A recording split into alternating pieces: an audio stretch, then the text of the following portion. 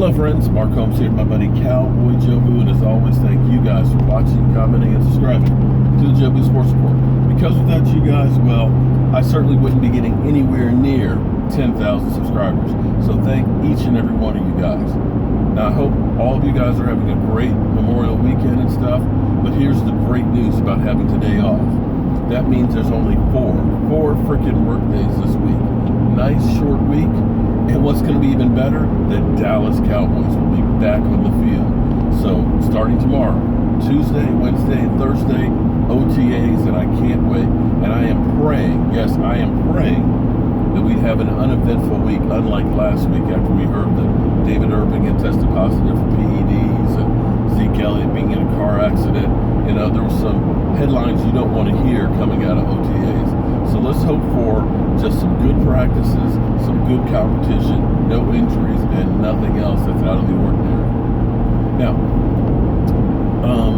I've been talking about Richard Sherman. And with the Dallas Cowboys this week getting that chunk of cash where basically they will have $17.5 million in cap room before they start releasing some of these veterans that we know are going to be gone. And I said, I could see the Dallas Cowboys making a move for Richard Sherman. Well, a couple of you guys came back and said, you know, you're a hypocrite and blah, blah, blah, blah, because when Skip Bayless was saying trade a number one for Richard Sherman right now, I said you don't want to do that.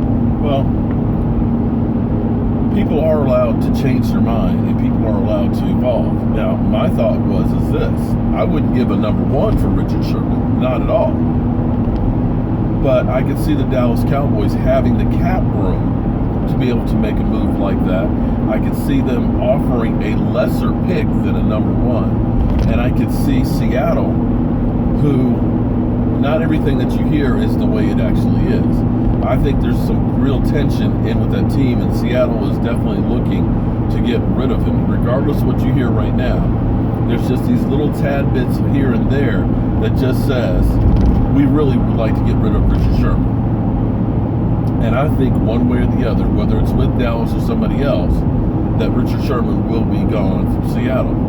Seattle's at the point where the team had their run, and it's time for them to start reloading with other players to get around Russell Wilson and things. So you take the biggest commodity that you have, and you try and get something for it, because sooner or later he's going to be gone, be it because of injuries or age. And you want to get something while you still can for him. And I know that sounds counterintuitive, but it's what New England has forever done. You don't see guys retiring from New England very often. You see guys that were no names that become big name free agents or trade bait, and they use what they get for those guys to rebuild the next generation. That's the way you win in football. You can't hang on to the old guys. But as far as Richard Sherman goes, we have one of the youngest teams in the NFL right now. Not a lot of experience. And my thought of a Richard Sherman is he's a guy that'll bring some edge. You know, you need one guy who's a little bit psycho, who's a bit of a lightning rod that gets the focus off some of those other guys, and a guy who can educate others. So if you want to call me a hypocrite because I've kind of evolved a little bit on my thinking of Richard Sherman, okay, then I'm a hypocrite. But I look at it as you're open to different ideas. You know, when I talk to you guys and we may not agree, I'll have a conversation with you and try and figure out, am I right or is somebody else right? And that, my friend, is how we come up with answers and solutions. So I'm out running around doing a few things for work tomorrow, and I'm actually going to go do something that's going to be really neat that I'm going to use for a video later on today that's going to be completely fitting.